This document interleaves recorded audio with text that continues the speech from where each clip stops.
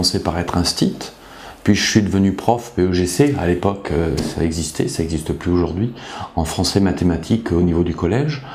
J'ai été responsable pédagogique et directeur de structure, et puis je suis devenu psychopédagogue comportementaliste en libéral. Je suis devenu psychopédagogue par la force des choses, petit à petit, en m'intéressant à ma pratique d'enseignant.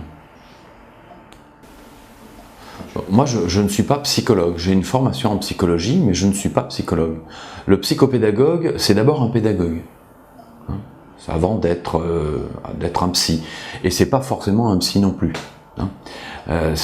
La compétence de psychologie est mise au service de la pédagogie.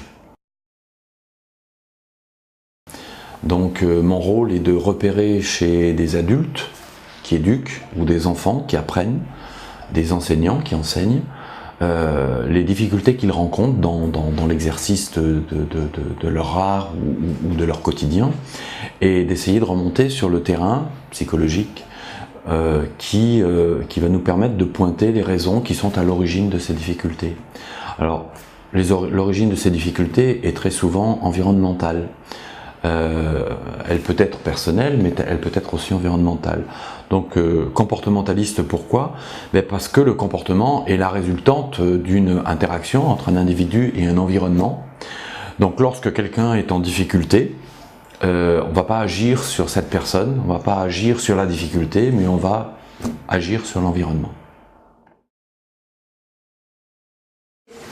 Alors, on peut me rencontrer dans le cadre d'entretiens individuels au cabinet, on peut me rencontrer également en conférence ou en guidance parentale.